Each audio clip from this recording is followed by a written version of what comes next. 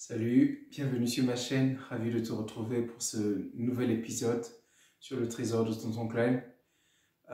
J'ai plus besoin de me présenter, à moins que tu tiennes à ce que je le fasse, du moins pour toi qui me découvres.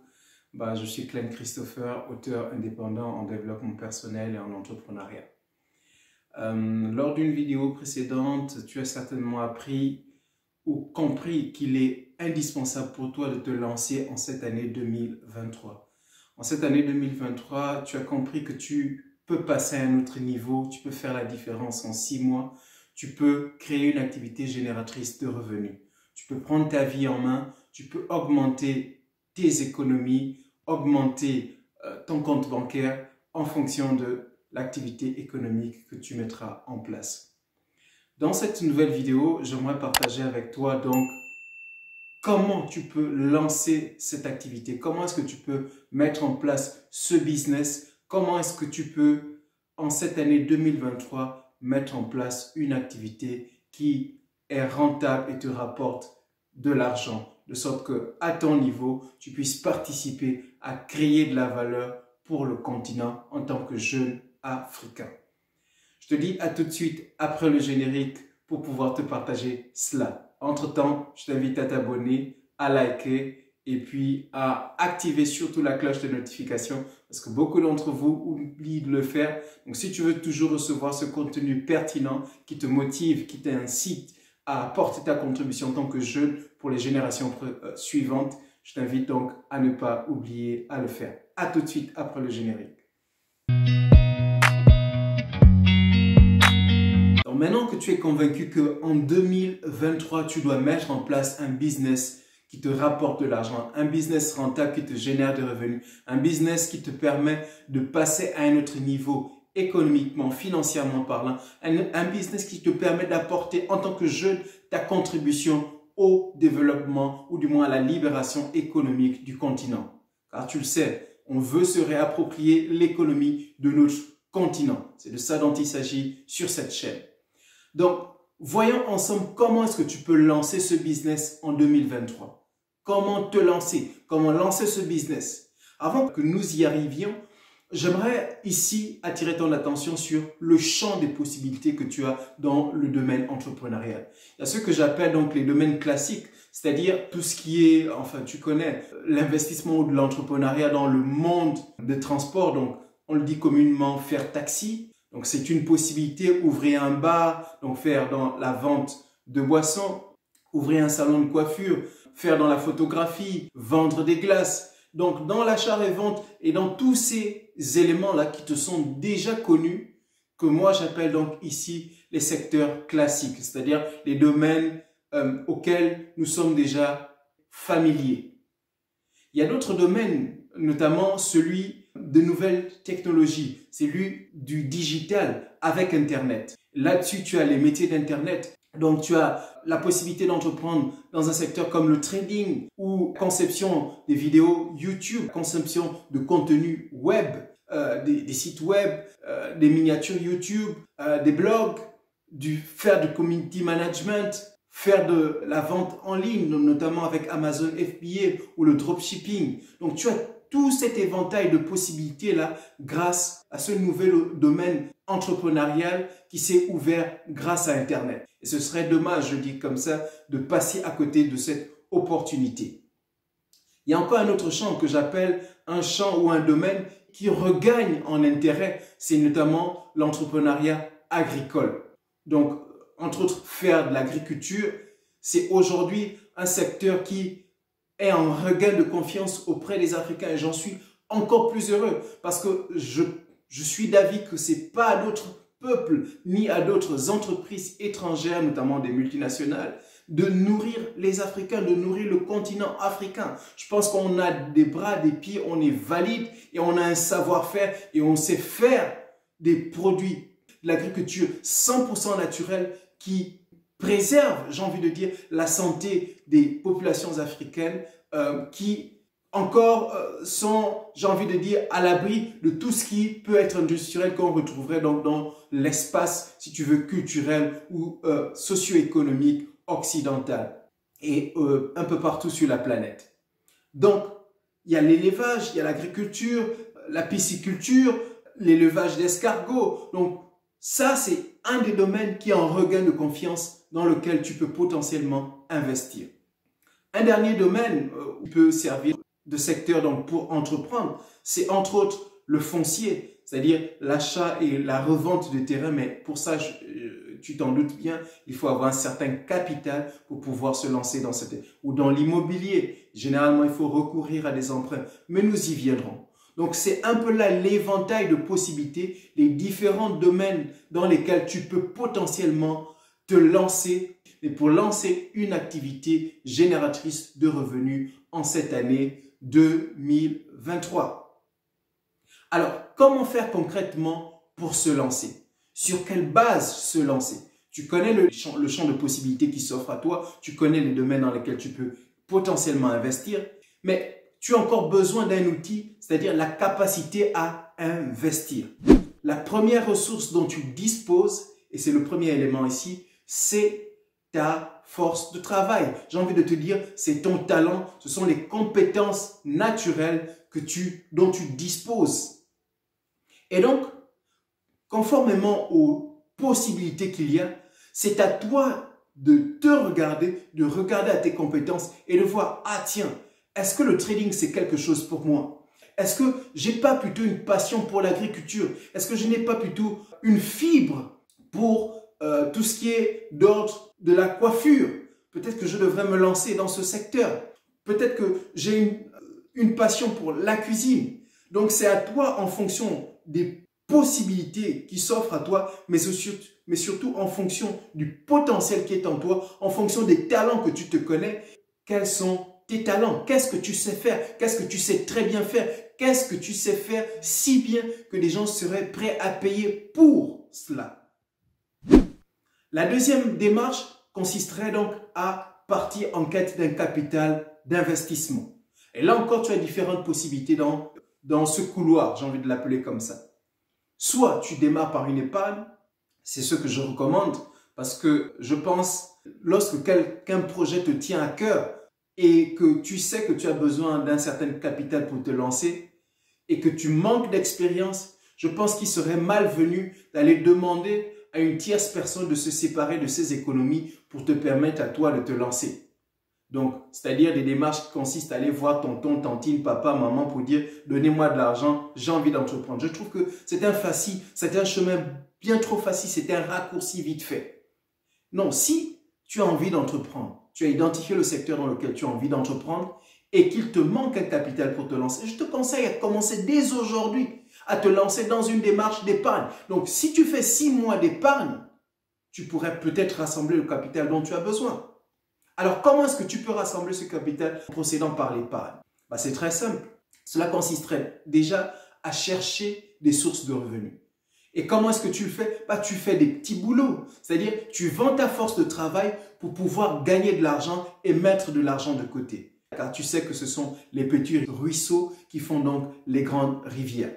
L'autre démarche consisterait à procéder à un emprunt. Donc, tu peux aller voir une banque ou une microfinance pour te prêter de l'argent et lancer ton projet. Encore là, une fois, c'est à toi d'évaluer les risques pour lancer justement ton projet. Donc, tu as ces deux démarches pour pouvoir te lancer.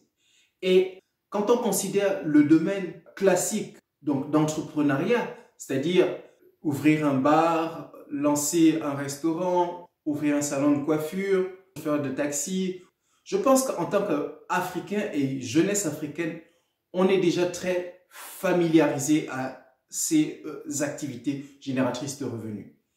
La question qui se pose à présent, c'est pour quelle raison est-ce que tu as besoin de regarder une vidéo comme celle-ci? C'est simple. Parce qu'il y a une différence entre entreprendre et faire de la débrouillardise financière. Le système D, pour moi, c'est, si tu veux, un peu comme l'agriculture vivrière. C'est bon, c'est délicieux, mais ça ne nourrit pas une foule de personnes. Ça ne répond pas à une demande importante. Mais l'entrepreneuriat, et que moi j'appelle l'entrepreneuriat visionnaire, celui-là, il est bon et il répond à une demande importante, à une demande exponentielle. La particularité donc du système D, c'est que, généralement ceux qui le font, ceux qui se lancent dans ce domaine, ne regardent pas au long terme. C'est-à-dire, déjà, ils ont un regard réducteur sur l'activité qu'ils ont lancée. Là, je pense par exemple à une de mes cousines. Je lui demandais dernièrement comment ça va, dans quoi est-ce que tu fais actuellement, comment est-ce que tu t'en sors, comment est-ce que tu t'organises. Et elle me répondra, ah, là, on fait un peu dans la vente de boissons en attendant de trouver quelque chose à faire. Je dis, comment ça en attendant de trouver quelque chose à faire? Tu fais dans la vente de boissons et il y a une demande dans ce secteur et tu me dis que tu le fais en attendant de trouver quelque chose d'autre à faire. Est-ce que tu as des clients? Oui, il y a des gens qui viennent acheter. Mais est-ce que tu ne vois pas le potentiel de ton activité?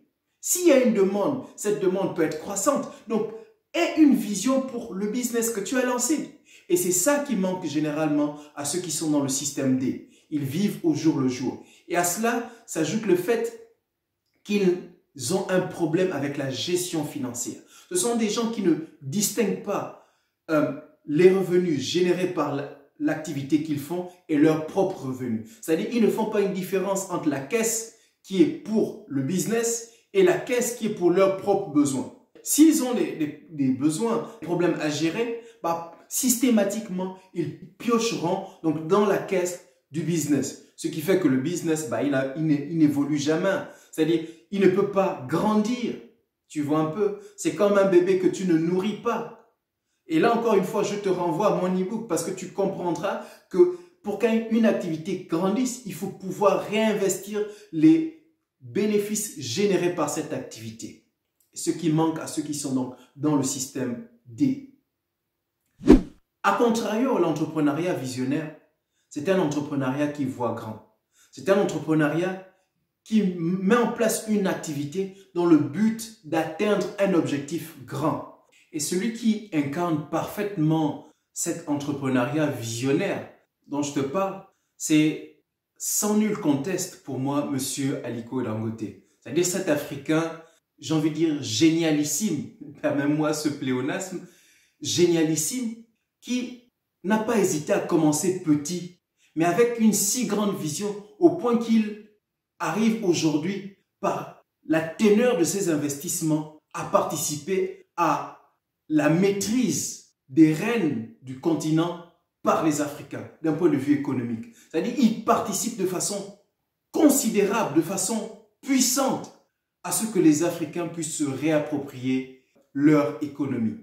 Comment? J'imagine que tu dois quand même le connaître, mais quand même, pour se prêter au jeu, j'aimerais parler un tout petit peu de lui. C'est-à-dire que c'est un monsieur qui a commencé dans le ciment, dans l'achat-revente du ciment. C'est-à-dire, il a importé du ciment au Nigeria, il a identifié qu'il y avait un besoin de ciment pour la construction dans le pays, il s'est mis à vendre du ciment, donc il s'est mis dans une posture d'achat-revente, puis évoluant, il est passé de l'achat-revente à la transformation. Il a compris qu'il ne pouvait pas participer à l'essor économique du Nigeria, du continent, en se limitant à l'achat et à la revente du ciment. Parce que le fait d'importer le ciment fait en sorte que le pays perde des devises. Et donc, c'est un déséquilibre de la balance commerciale d'un point de vue économique. Peut-être que j'en parlerai avec toi dans une autre vidéo. Si ça t'intéresse, tu me le dis en commentaire. Donc, il a compris qu'il fallait apporter de la valeur ajoutée. Donc, éviter de perdre déjà des devises, mais deux, apporter davantage de valeur ajoutée en passant de l'achat-revente à la production locale du ciment. C'est-à-dire, il est devenu producteur du ciment. Mais c'est tout simplement extraordinaire. C'est-à-dire, tu vois la vision de l'homme. Il commence petit et il grandit. Mais il ne s'arrête pas là. Donc, il fait cela pendant près de 30 ans. Et au cours d'un voyage, je crois, au Brésil, il se rend compte qu'un pays comme le Brésil, c'est un pays qui est indépendant sur le plan alimentaire. À tel point qu'il produit tellement lui-même qu'il est obligé d'exporter sa production. Ce qui rapporte des devises. Mais il dit comment? Mais les Africains, on ne va pas continuellement rester, donc j'essaie un peu de caricaturer tout cela, tu vois. On ne va pas continuellement rester à un niveau de consommation, à un niveau où on reste des assistés. On doit pouvoir produire chez nous. Et donc, il se positionne dans l'agriculture. Mais il ne fait pas de la production agricole, non. ils passent à la production de produits manufacturés qui, eux, ont davantage de valeur ajoutée. Donc, ils transforment le riz, ils transforment la canne à sucre, ils passent justement à la production de la farine, des pâtes. C'est tout simplement génial. Mais il ne s'arrête pas là. Il pousse son audace plus loin, au point de viser la transformation du pétrole. Il dit le Nigeria ne peut pas continuer, l'Afrique ne peut pas continuer à acheter de l'essence, alors que nous possédons du pétrole. Et donc, il met en place, et c'est toujours en pleine construction, la plus grande usine de raffinerie de pétrole au monde. Mais n'est-ce pas génial? C'est-à-dire, c'est un Africain qui me donne la chair de poule. C'est un Africain qui, moi, m'inspire. J'ai envie de dire que c'est un messie pour le continent. Après, je crois qu'il n'y a pas un seul messie. Je crois que chacun d'entre nous est un messie pour le continent. Si je fais cette vidéo, si je partage avec toi ce contenu et que je m'attarde là-dessus, c'est parce que je crois qu'en chacun d'entre nous dort un messie. Un messie pour l'Afrique, un messie pour notre peuple, un messie pour notre descendance, pour nos enfants et nos petits-enfants. Tu comprends? Et j'ai envie de finir en mettant en lumière deux aspects qui sont des catalysateurs de l'entrepreneuriat visionnaire. Je t'en parle dans mon second livre d'ailleurs. C'est entre autres le patriotisme économique, c'est-à-dire le fait que les populations consomment non pas des produits importés, non pas des produits produits par des multinationales, mais des produits qui sont fabriqués par des nationaux, qui sont fabriqués par des Africains, qui sont fabriqués par des populations locales. Mais l'autre volet, l'autre levier puissant, et c'est encore une fois, là je te renvoie à mon second livre, c'est l'État visionnaire, c'est l'État stratège. Qu'est-ce que fait l'État stratège? L'État stratège décide d'appliquer ce qu'on appelle en économie le protectionnisme économique. Il décide de mettre des barrières, tu vois, pour favoriser l'éclosion des champions nationaux, pour favoriser l'éclosion d'une production locale, pour pouvoir dynamiser le marché intérieur.